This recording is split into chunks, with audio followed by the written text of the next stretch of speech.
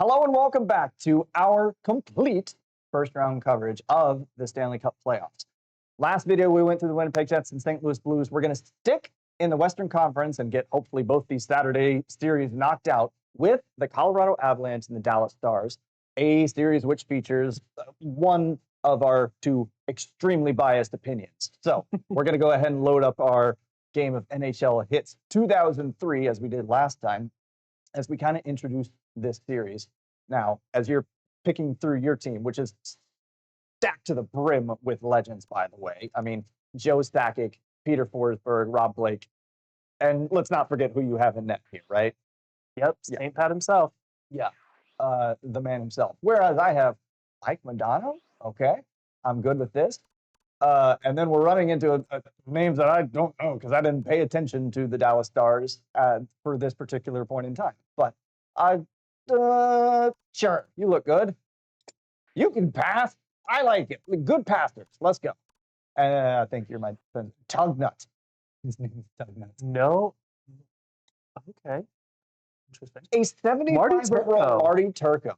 That's what I was wondering. I guess Ron Tugnuts, I guess. We're going to throw, for the vibes, we're going to throw in Marty Turco here. Because I'm not going to complain. Why the hell not?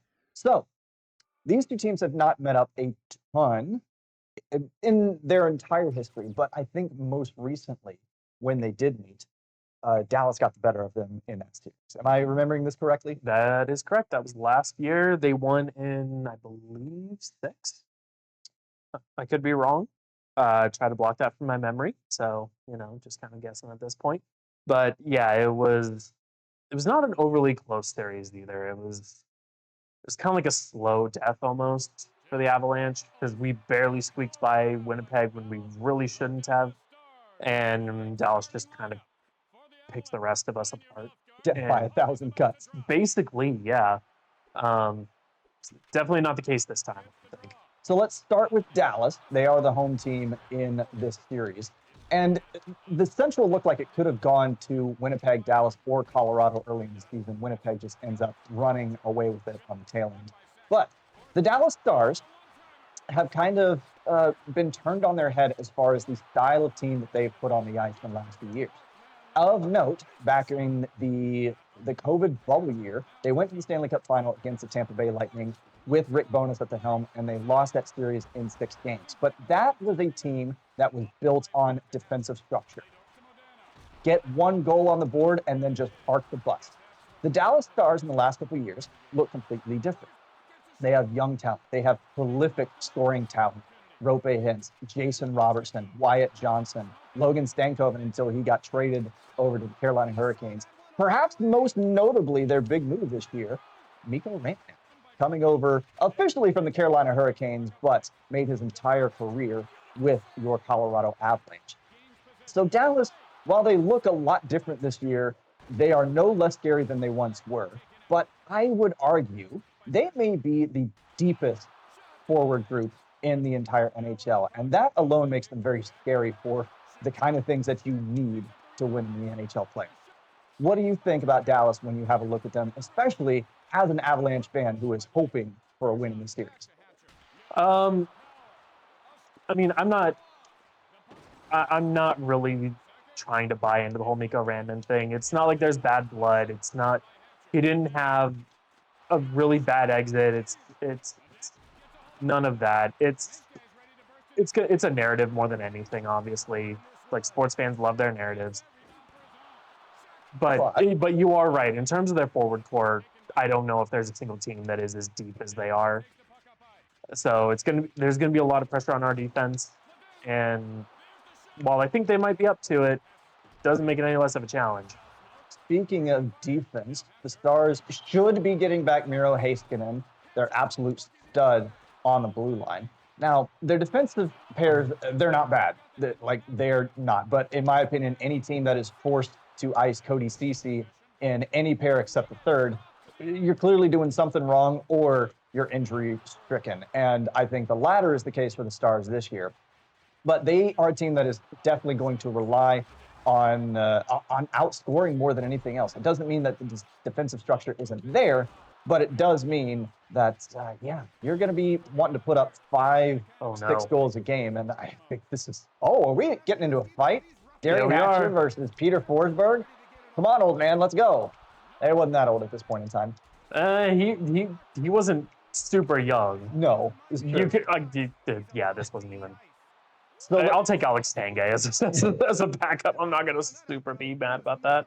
So real quick, before we get to the intermission and we switch over to Colorado, let's make a mention of Jake Ottinger. Mm-hmm. Jake Ottinger, the stuff of legend in that series against Calgary, where Stars ultimately ended up losing. And the entire league thought, Jake Ottinger, he may have just come into his own. He might be a perennial Vezina candidate at this point. He's not looking all that hot at this point in time. Would you trust Jake Ottinger to be your number one goalie headed into the playoffs, right? Absolutely. I mean, I don't see any way you don't put him in the top 10. And give me a top 10 goalie in the playoffs every time. I mean, the hell? Oh, there was only like 0.1 seconds on.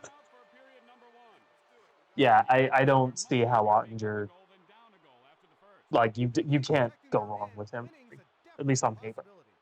I think that Dallas is just going to need him to step up in such a big way this time around. He has to be better. He just does.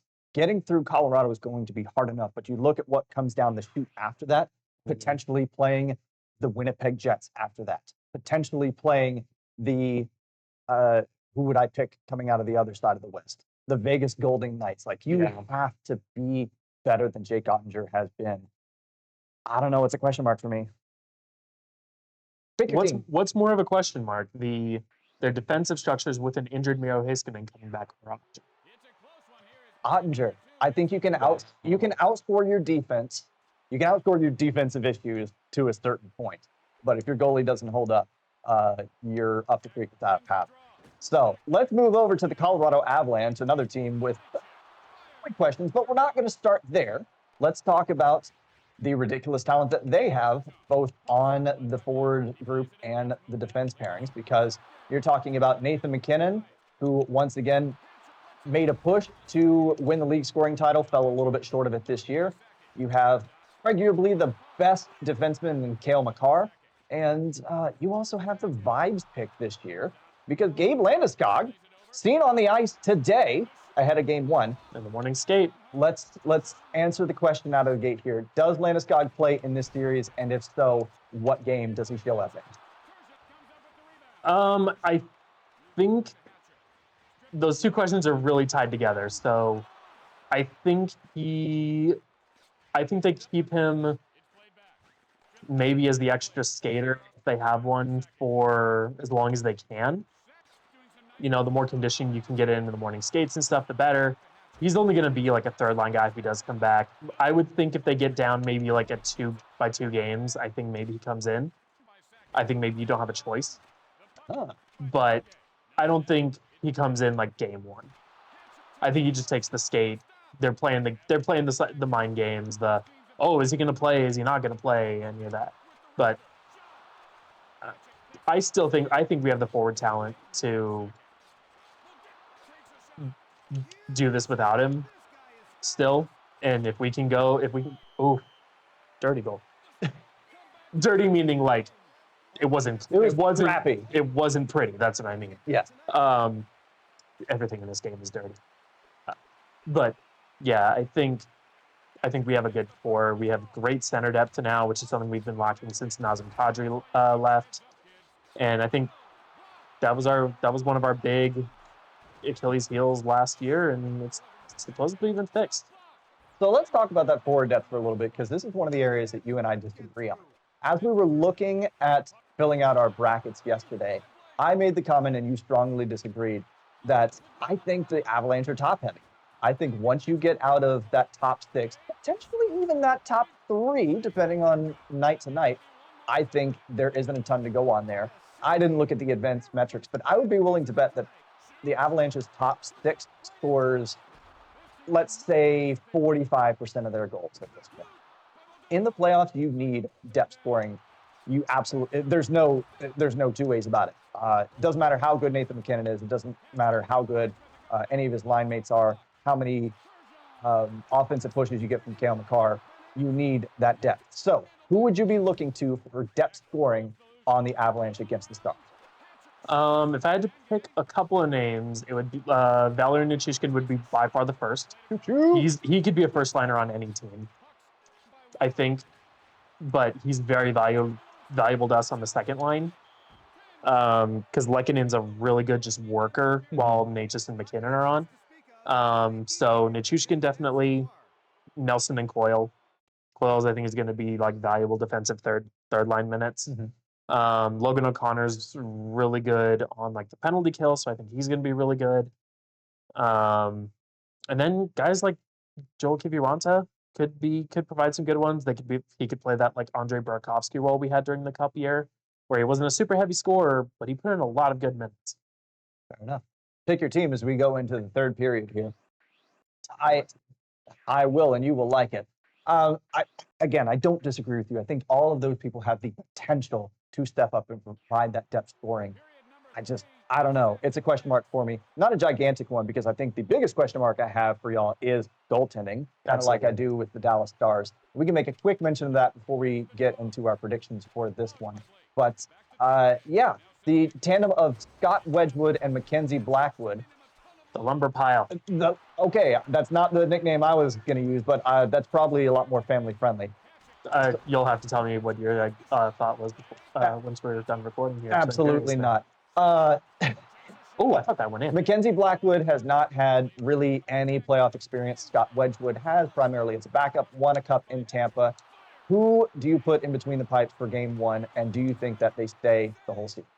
Mackenzie Blackwood's playing game one. There's no question about that. I do worry about his playoff experience or lack thereof, but that can also be a good thing of like, you know what, you're gonna have the butterflies, but butterflies can also be a good thing sometimes. If it makes you step up, then absolutely. Yeah, we shall see. Prediction time for this series. I'm pretty sure I know where you would go with this one, regardless of who your opponent was, but let's go ahead and get it out of the way for posterity's sake. Avalanche, Stars, round one. Stars are the home team officially. Who are you taking? I have the Avalanche in 6. In 6. Okay. Your reason being? You're a homer. You're a homer. Slightly, but this is the game where like I think there's going to be lots of different kinds of games in this one. I think at least one of them is going to be a blowout. Yep. I think probably one of the first 2 games, if I had to guess. There's going to be at least 2 games in overtime. And something tells me conditioning is going to come into it. Okay. And I don't know. I know the conditioning of the Avalanche, and I think they can. I think they have the edge there. And fair enough. I am also going to take the Avalanche, but I'm going to take them in 7 games. Listen, at the end of the day, as talented as the Dallas Stars are, I don't trust Jake Ottinger right now. Since the Four Nations face-off, he has been a shell of himself. If the Stars have any hope whatsoever, he needs to be better. Miro Heiskanen coming back, yes, it's going to be helpful, along with, I think, Tyler Seguin is due to come back as well. But I don't know. I think the gas is running out of the tank for the Dallas Stars on this one. That's not to say that I think that the Avalanche are miles better than the Stars in the series. I don't think so. By evidence that I am taking them in 7 games instead of a more convincing 5 or so. But I don't know. I look at this team and I think Colorado is going to score more. They're going to score more often. I think defense is going to be lacking from both teams in this entire series. It would not surprise me if you put up, let's say, 32 goals in the entire series between the 2 teams, sitting roughly at, what would it be, almost 8 goals per game. Not 8 goals per game total, 5 goals per game total. So, yeah, I think in what will be maybe the best series of the first round, purely from an entertainment standpoint, not necessarily from who's playing the best hockey, I think everybody wants a 7-game series in that one. And I'm going to take Colorado. I believe in them a little bit more right now. And I know that makes your heart so happy. It does, but, I wouldn't mind 5. I definitely wouldn't mind 4. You Well, know. yeah, of course, every fan wants a clean sweep so you can stay fresher throughout the playoffs. But, sweeps are hard to come by. Let's put it that way. And you almost tied it up at the end of the game here Again. Again. Almost went to a shootout again. But there you go. Both of us taking the Avalanche. Eva's taking in 6. I'm taking in 7. On the game scoreboard here, I've currently got the first 2, I think. Yes. Okay. So, not that matters for anything. I need to brag a little bit. That's the Stars and the Avalanche. The rest of the video is down in the description below. Go check out the next one. Why the hell not? What are you actually doing today? I mean, we're here playing video games. My point exactly.